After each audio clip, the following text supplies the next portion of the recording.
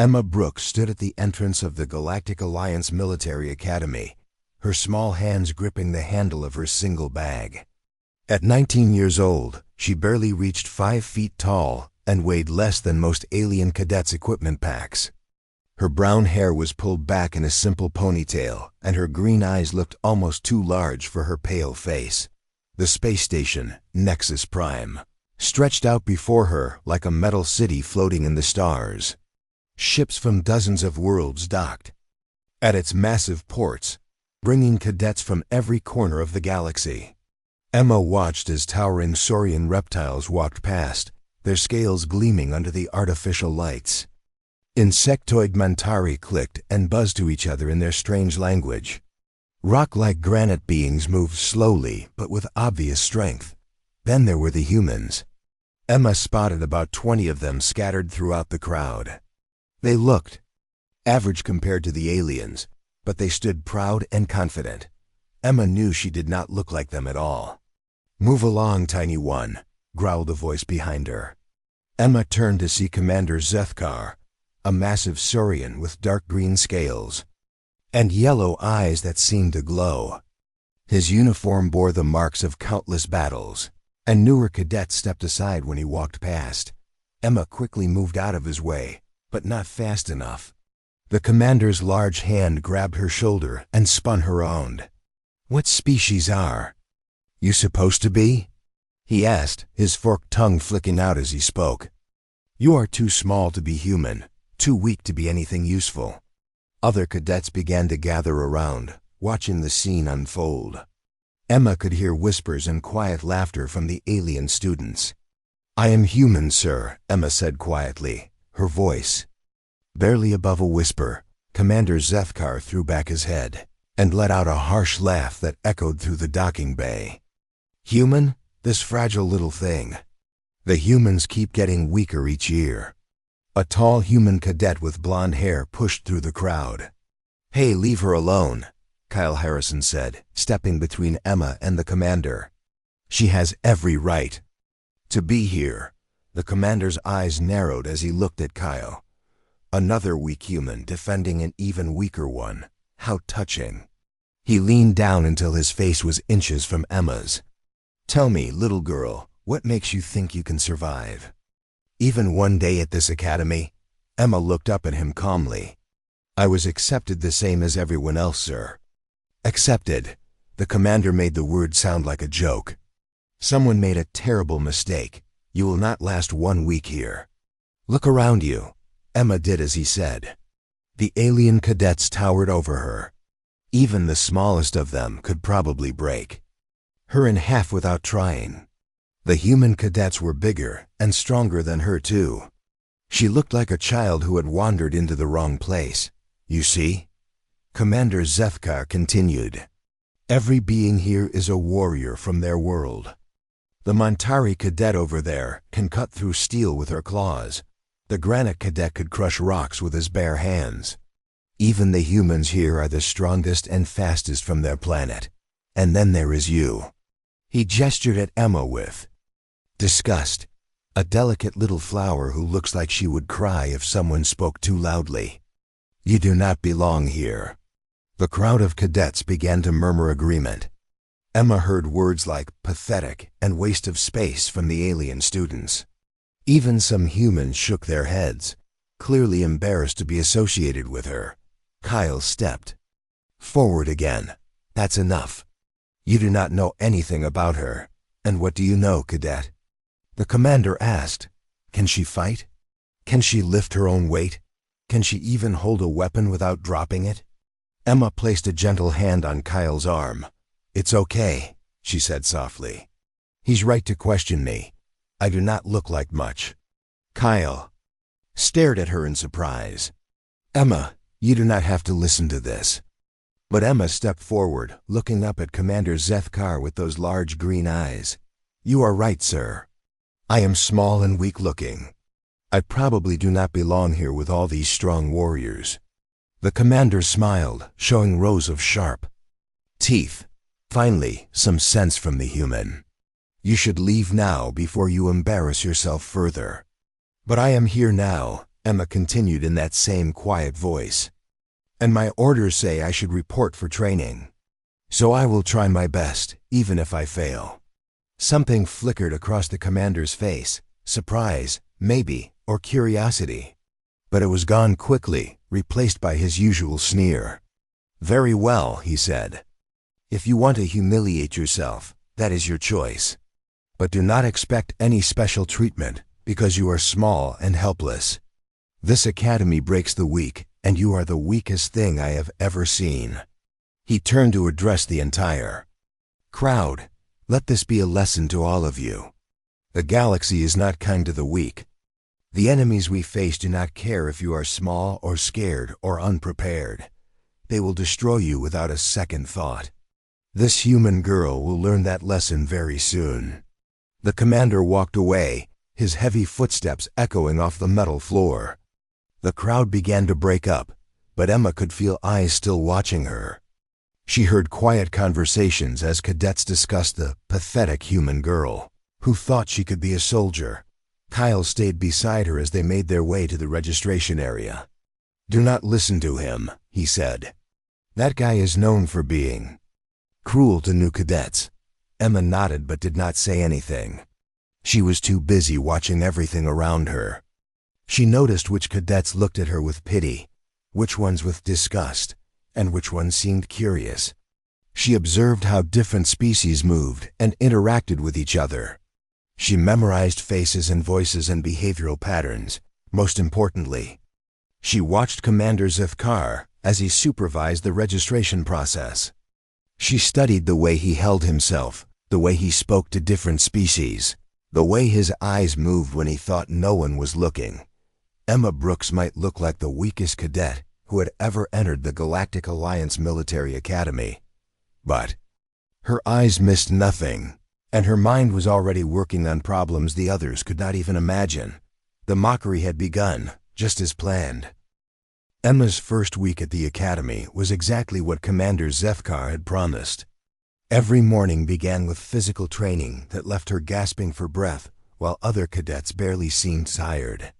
She could not lift the standard weights, could not run fast enough to keep up with the group, and could barely complete a single pull-up while others did dozens. "Look at the little human," laughed Vexthi, the top Mentari cadet. Her insect-like features twisted into what might have been a smile as she watched Emma struggle with basic exercises. "She moves like a broken toy." Emma said nothing, just kept trying to do the exercises even though her arms shook with effort. Other cadets pointed and whispered, but she ignored them all. But when the afternoon classes began, something strange happened. In military strategy, Emma answered every question correctly. When Instructor Chun asked about battle formations, Emma not only knew the standard answers but could explain why each formation worked against different enemy types. "The Montari prefer to attack from above," Emma said during one class, her voice still quiet but clear. "Their wings give them speed, but they have trouble changing direction quickly. A spiral formation would force them to slow down and become easier targets."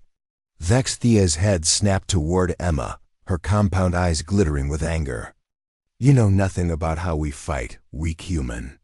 "I know that your people value honor in battle," Emma replied calmly. "You would not retreat even when losing. A smart enemy could use that against you." The classroom fell silent. Even the instructor looked surprised. Emma had just described Montari military weakness with perfect accuracy. In xenobiology, Emma was even more impressive. Dr. Alan Carter, a thin human with gray hair, taught about alien physiology and psychology. While other cadets struggled to remember basic facts, Emma seemed to understand how different species thought and acted. "Can anyone tell me why granite soldiers make poor scouts?" Dr. Carter asked. A Saurian cadet raised his hand. "They are too slow." "Wrong," Emma said before the instructor could respond. "Granite beings are not slow in their thinking. They make poor scouts because they cannot lie effectively. Their culture values absolute truth, so they cannot adapt their reports based on changing situations. Dr. Carter stared at her with obvious interest. That is very insightful. How did you learn so much about alien psychology? Emma shrugged. I read a lot. But Kyle, who sat next to her in most classes, began to notice strange things. Emma never took notes, but she remembered everything perfectly. She could quote exact passages from books she claimed to have read years ago. Most oddly, she sometimes knew things that were not in any textbook. During combat theory, Lieutenant Nina Rodriguez presented battle scenarios on the main screen. Your squad is trapped in a canyon by Saurian forces. What do you do? Other cadets suggested various military tactics they had learned. Emma raised her hand hesitantly. Yes, Cadet Brooks. Saurians have excellent day vision but poor night vision, Emma said. They also become sluggish when cold. If we could survive until nightfall and find a way to lower the temperature, we could escape while they are weakened. Lieutenant Rodriguez looked puzzled. Where did you learn about Saurian cold sensitivity? That information is classified. Emma's face went pale. I thought I read it somewhere. Maybe I was wrong. But she was not wrong, and everyone in the class knew it. Emma had just revealed military intelligence that should have been impossible for a first-year cadet to know. The whispers started again, but they were different now. Instead of just mocking her weakness, cadets began to wonder how she knew so much. Even the alien students started paying attention to her answers in class. One evening, Kyle found Emma in the library, surrounded by books about alien cultures and military history. She was reading at an impossible speed, turning pages every few seconds. Emma, he said, sitting down beside her. Can I ask you something? She looked up, and for just a moment, her eyes seemed much older than 19. What do you want to know? How do you know all this stuff? I mean, you are failing every physical test, but you know more about alien warfare than cadets who have been studying for years. Emma was quiet for a long moment. I have always been good at understanding people. Aliens are just people with different shapes. That's not what I mean, and you know it. You knew classified information about Saurian physiology. You described Mentari fighting tactics like you had seen them in battle. Where did you really learn all this? Before Emma could answer, a deep voice interrupted them. She learned it from me. They turned to see Dr. Carter approaching their table. His usual friendly expression was gone, replaced by something serious and almost worried. Dr. Carter? Kyle stood up, confused. Kyle, I need you to leave Emma and me alone for a few minutes. We have some things to discuss. Kyle looked between Emma and the doctor. Is everything okay? Everything is fine, Emma said softly. I will see you tomorrow. After Kyle left, Dr. Carter sat down across from Emma. You are drawing too much attention to yourself. We talked about this. I know, Emma said. But I cannot help it. When I see the other cadets making mistakes, I want to correct them, and some of the scenarios they present. I have seen them before. You have not seen them before. You have been trained to respond to them. There is a difference. Emma's shoulders sagged. I am tired of pretending to be weak. These aliens think humans are pathetic. I want to show them what we can really do. Not yet, Dr. Carter said firmly. Your training is not complete. If you reveal yourself too early, everything we have worked for will be ruined. How much longer do I have to wait? Dr. Carter looked around the empty library, then leaned closer. Something is coming, Emma. Something that will require everything you have learned. When that time comes, you will not have to hide anymore. But until then, you must be patient. Emma nodded, but her hands clenched into fists on the table. I understand. Dr. Carter stood to leave, then paused. And Emma? Be more careful. Lieutenant Rodriguez is not stupid. She knows something is different about you. After he left, Emma sat alone in the library, surrounded by books that contained only a fraction of what she already knew. She thought about Kyle's questions, about the suspicious looks from instructors, about the growing curiosity of her fellow cadets. She was supposed to be a weak, pathetic human girl who did not belong at the academy. But keeping up that pretense was becoming harder every day. Emma closed her eyes and tried to remember what it felt like to be normal. But that memory was getting harder to find. 3 weeks into the semester, everything changed. Commander Zethkar announced the Academy's biggest training exercise of the year. All cadets would participate in war games against computer-controlled enemy forces. The simulation would be completely realistic, using pain sensors that made every hit feel real without causing actual damage. You will be divided into squads of 8, the commander announced to the assembled cadets. Each squad will face different scenarios.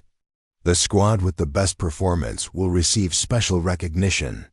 The worst squad will face additional training until they improve. Emma watched as names were called and squads formed. The strongest cadets were grouped together. Vexthi led a squad of elite alien warriors. Kyle was assigned to a squad of promising human cadets. Emma's name was called last. Cadet Brooks, Commander Zethkar said with obvious pleasure. You will lead Squad 7. Emma looked around as her squad members were announced. They were all the weakest cadets from different species. A clumsy granite named Thokmar who moved too slowly. A nervous Saurian who was afraid of his own shadow.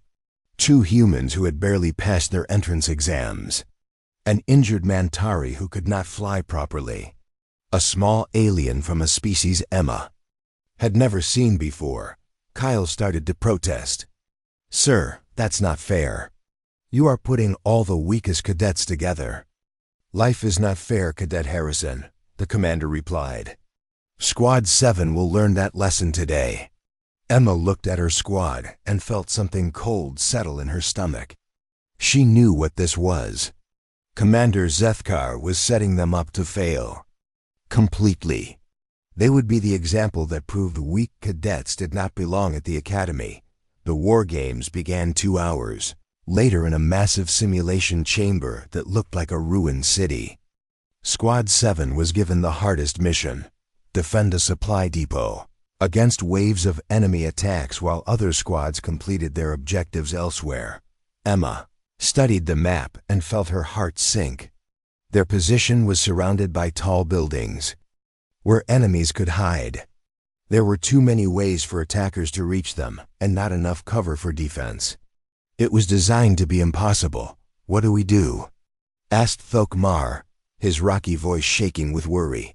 We cannot win this. Emma looked at her squad. They were all scared. The nervous Saurian was already backing toward the exit.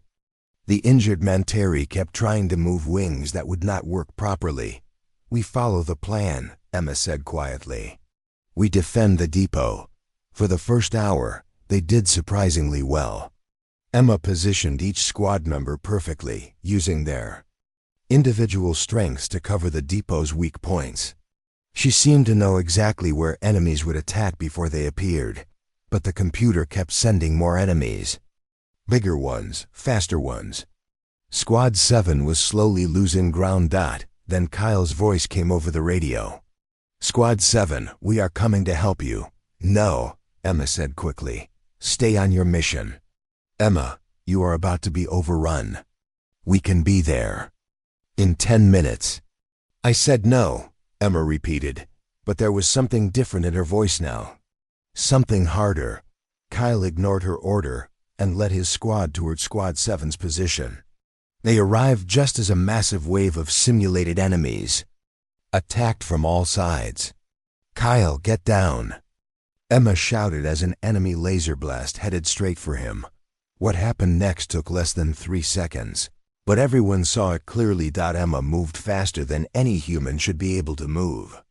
One moment she was across the battlefield. The next she was diving in front of Kyle. She tackled him to the ground just as the laser blast passed through the space where his head had been. But she did not stop there. Emma rolled to her feet and grabbed a simulated rifle from a fallen enemy. Her movements were smooth and deadly as she fired with perfect accuracy, hitting targets that should have been impossible to see in 30 seconds. She had eliminated 12 enemies by herself. The simulation stopped. Everyone stared at Emma as she stood in the middle of the battlefield, breathing hard, but not from exhaustion. She looked around at the shocked faces of her squad, at Kyle's, wide eyes at the other cadets who had been watching from their positions. "Emma," Kyle whispered, "how did you do that?" Emma realized what had happened. She had broken character completely. The weak, helpless girl was gone, replaced by something that moved like a trained killer. I got lucky," she said, but her voice was shaking. "Lucky?" Vexthi had appeared at the edge of the simulation area. "You moved faster than a Mentari warrior. You shot with better accuracy than our best marksmen. That was not luck." Other cadets began gathering around. Emma could see suspicion and fear in their eyes. Even her own squad was backing away from her. Commander Zethkar's voice boomed across the simulation chamber. "All cadets return to barracks immediately. Exercise is over." As the crowd dispersed, Emma saw a figure watching from the observation deck above. A human man in a military uniform she did not recognize. He was talking quietly into a communication device, and his eyes never left Emma. Kyle grabbed her arm as they walked back to the barracks. "Emma, what is going on? Who are you?" "Really?" Before Emma could answer, Dr. Carter appeared beside them. His face was pale and worried. "Kyle, I need to speak with Emma alone." "No," Kyle said firmly. "I am tired of secrets. Emma just did things that are impossible. I want to know why." Dr. Carter looked around nervously. "Not here, not now." "Then." "When?" Kyle demanded. A new voice interrupted them. "Now would be good." They turned to see the man from the observation deck approaching. He was tall and confident, with gray hair and sharp blue eyes. His uniform bore no rank insignia, but something about him made other cadets step aside as he walked past. "Captain Sullivan," Dr. Carter said, his voice tight with worry. Captain Sullivan smiled, but it was not a friendly expression. "Dr. Carter, I think it's time we had a talk with our young friend here, all of us." Emma felt her carefully constructed world beginning to crumble around her. The weak human girl act was over. There would be no more hiding, no more pretending. The breaking point had arrived. Emma sat in a secure conference room deep inside the station, surrounded by people who had been lying to her and people she had been lying to. Captain Sullivan sat across from her, his hands folded on the metal table. Dr. Carter looked nervous. In the corner, Kyle paced back and forth, angry and confused. "I want the truth," Kyle said for the third time, "all of it." Captain Sullivan nodded slowly. "The truth, very well." He looked directly at Emma. "Tell him who you are." Emma stared at her hands. "I am not sure I know anymore." "Then I will tell him," Captain Sullivan said. "Emma Brooks does not exist. The girl sitting here is Subject 17 from the Human Enhancement Project." Kyle stopped pacing. "What?" 15 years ago, Earth's government started a secret program. We knew that humans were physically weaker than most alien species. In a galaxy full of warriors, we needed something to give us an edge. Captain Sullivan activated a holographic display that showed medical charts and genetic diagrams. We took children who had no families, no one who would miss them. We enhanced them with genetic material from various alien species. Most of the subjects died. Some went insane. A few survived but could not function in normal society. Emma finally looked up, and then there was me. Subject 17 was special, Captain Sullivan continued. She did not just survive the enhancements. She thrived. Superhuman strength and speed, enhanced intelligence, perfect memory, and most importantly, the ability to understand and predict any alien psychology. Kyle slumped into a chair. "You experimented on children." "We saved humanity," Captain Sullivan said coldly. "Do you know what the other species really think of us? They see us as weak pets, amusing but useless. We needed to prove them wrong." Emma stood up suddenly. "Show him the rest." Captain Sullivan hesitated. "Emma, you do not have to." "Show him everything," Emma said, her voice harder than Kyle had ever heard it. The holographic display changed to show a young girl, maybe 8 years old, lying on a medical table. She was connected to machines and tubes, her small body covered in surgical scars. "This is what they did to me," Emma said quietly. "They took a little girl and turned her into a weapon." The images showed years of surgeries, injections, and training. Emma watched herself grow up in laboratories and training facilities, never seeing the outside world, never having friends or family. "They taught me to fight before I could read properly. They showed me how to kill before I learned to drive. They made me study every alien species in the galaxy, learning their weaknesses and fears." Kyle stared at the images in horror. "Emma, I am so sorry." "Do not be sorry for me," Emma said. "Be sorry for what I am going to become." Captain Sullivan changed the display again. This time it showed space battles and destroyed planets. 3 months ago, we made contact with an enemy that has been destroying colonies on the outer rim. They call themselves the Collective. They are not biological like us. They are artificial intelligences that learn from every battle. They have defeated every military force they have encountered, Dr. Carter added. Saurian battle fleets, Mentari. Strike forces, even the legendary Granite Defense Corps. Nothing works against them. Emma walked to the window and looked out at the stars. Because they learn from biological thinking patterns. Every species fights in predictable ways based on their psychology and culture. The Collective adapts to counter those patterns. Exactly, Captain Sullivan said. We need someone who can think in ways that no biological mind can predict. Someone who is not limited by species psychology. Kyle finally understood. You made Emma to fight these machines. I made Emma to save everyone, Captain Sullivan corrected. The Collective is heading toward the core worlds. If they are not stopped, billions will die. Emma turned back to face them. And you think I can stop them? I know you can, Captain Sullivan said. You have abilities that no other being in the galaxy possesses. You can think like a human, but you understand every other species perfectly.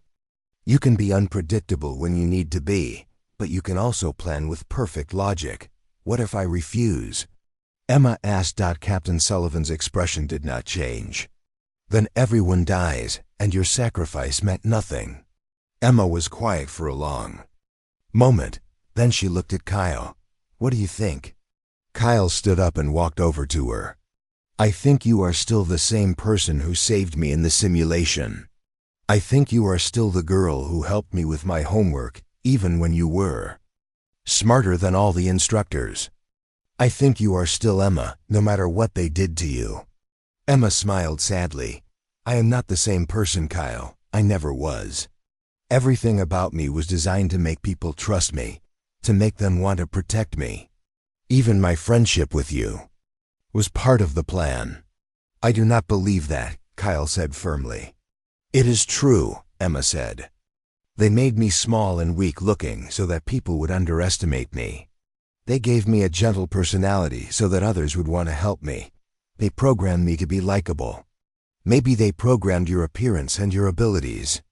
Kyle said, but they did not program your heart. The way you care about people, the way you worry about hurting others, the way you feel guilty about lying to me, those things are real. Emma stared at him, and for a moment, she looked exactly like the confused 19-year-old girl she pretended to be. I want to show you something, she said finally. Emma moved to the center of the room.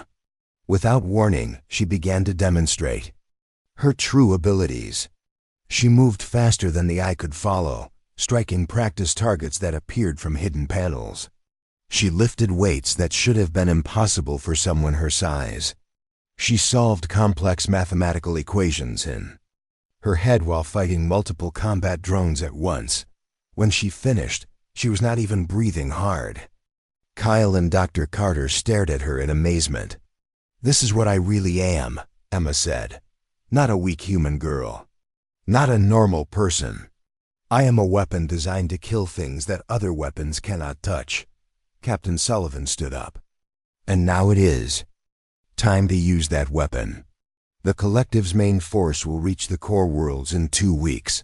We need to move now." Emma looked at Kyle one more time. "I am sorry I lied to you." "I am sorry they made you into this," Kyle replied. "But I am glad. You are going to save everyone." Emma nodded, and when she did, the last traces of the helpless girl disappeared completely. What remained was something harder, colder, and infinitely more dangerous. The truth was finally out. Now the real war could begin. The attack came sooner than anyone expected. 3 days after Emma's identity was revealed, alarms screamed throughout Nexus Prime. The collective had arrived at the station, bringing with them ships that looked like twisted metal nightmares. Emma stood in the command center, no longer pretending to be weak or helpless. She wore black combat armor that fit her perfectly, and her green eyes were cold and focused. Around her, alien commanders argued about battle strategies while their forces were destroyed one by one. "Our defense fleet is down to 30%, reported Admiral Grace Morgan. "The collective is adapting to every tactic we use."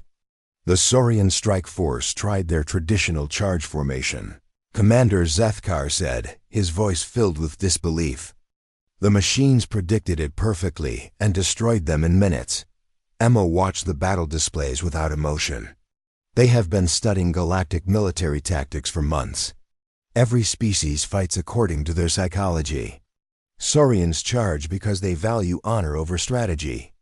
Mentari attack from above because they trust their flying ability. Granite forces move slowly because they believe in defensive positions. Then how do we beat them? Admiral Morgan asked. Emma turned to face the assembled commanders. "We do not fight like any known species. We fight like humans." "Humans are weak," snarled the Mentari general. "Your people have no real military tradition." "Exactly," Emma said with a cold smile. "We have no military tradition because we adapt. We steal ideas from other species and use them in ways no one expects. We are unpredictable because we do not limit ourselves to one way of thinking." Captain Sullivan stepped forward. "Emma will lead a strike team to the collective's command ship. While the main fleet keeps them busy, she will disable their central control system." Commander Zethkar laughed harshly. "You want to send one small human girl against an entire enemy fleet? This is madness." Emma looked at him calmly. 3 weeks ago, you said I was too weak to survive 1 day at your academy. Do you still think that?" The commander's laughter died. He remembered the simulation, remembered how Emma had moved with impossible speed and deadly precision. "I will need a team," Emma continued. "Volunteers only. This mission will be extremely dangerous." Kyle stepped forward immediately. "I am going with you." "So am I," said Thokmar, the slow granite cadet. "You saved my squad in the war games. I owe you." To everyone's surprise, even Vexti volunteered. "I want to see what the weak human can really do." Within an hour, Emma had assembled a team of 20 cadets from different species. They boarded a fast transport ship and headed toward the collectives. Massive command vessel. The enemy ship was enormous, covered in weapons and defenses that had destroyed dozens of attack craft. But Emma's ship approached differently. Instead of attacking directly, it pretended to be a damaged refugee vessel asking for help. "The collective studies military tactics," Emma explained as they got closer to the enemy ship. "They do not understand deception because machines do not lie to each other." The trick worked. The collective brought the transport inside their ship to examine it. Emma and her team emerged quickly, striking before the machines could adapt. What followed was unlike any battle the galaxy had ever seen. Emma moved through the enemy ship like a force of nature, her team following her lead. She used tactics that made no sense according to traditional military thinking. She retreated when she should have advanced, split her forces when she should have kept them together, and attacked with weapons in ways they were never designed to be used. The collective's artificial intelligence tried to predict her actions, but Emma's human unpredictability combined with her enhanced abilities made her impossible to counter. She thought like a dozen different species at once, switching tactics faster than the machines could adapt. When they reached the central control room, Emma faced the collective's supreme commander, a massive machine intelligence called Kelthon. It spoke with a voice like grinding metal. "You are the human weapon," it said. "We have studied your species. You are weak and divided. You cannot defeat us." "You are right," Emma said calmly. "Humans are weak and divided. We are also stubborn and crazy, and we never give up." The battle between Emma and Kelthon lasted only minutes, but it decided the fate of the galaxy. Emma used every skill she had been taught, every enhancement she had been given, and every trick she had learned from studying alien psychology. In the end, she stood over the destroyed remains of the Supreme Commander while collective ships throughout the system shut down. The return to Nexus Prime was different from Emma's first arrival. No one mocked her now. Alien commanders who had dismissed humans as weak creatures now looked at Emma with respect and fear. The ceremony took place in the main assembly hall. Representatives from every species in the galaxy had come to honor the human girl, who had saved them all. When Commander Zethkar's name was called, he walked slowly toward Emma, the massive Saurian warrior who had once called her the weakest thing he had ever seen, stopped in front of her small figure. For a moment, he just looked at her. Then, to the amazement of everyone watching, Commander Zethkar dropped to one knee and bowed his head. "I was wrong about you," he said in a voice that carried throughout the silent hall. "I was wrong about humans. You are not weak. You are the strongest warrior I have ever encountered." One by one, other alien commanders followed his example. Mentari generals folded their wings in respect. Granite warriors bent their stone bodies in acknowledgement. Representatives from dozens of species bowed before the small human girl who had proven that strength came in many forms. Emma stood in the center of it all, accepting the honor but feeling empty inside. She had saved the galaxy, but she was still a weapon created in a laboratory. She still did not know who she really was beneath all the enhancements and programming. Kyle appeared beside her as the ceremony ended. "So what happens now?" Emma looked around at the alien cadets who were watching her with new respect, at the instructors who wanted to study her tactics, at the commanders who wanted to recruit her for their militaries. "Now I go back to school," she said with a small smile. "I still have a lot to learn." "About what?" Emma thought about it for a moment. About being human. As they walked through the corridors of Nexus Prime, other cadets stepped aside respectfully. The weak human girl was gone forever, but maybe, Emma thought, she could learn to be something better than just a weapon. Maybe she could learn to be herself.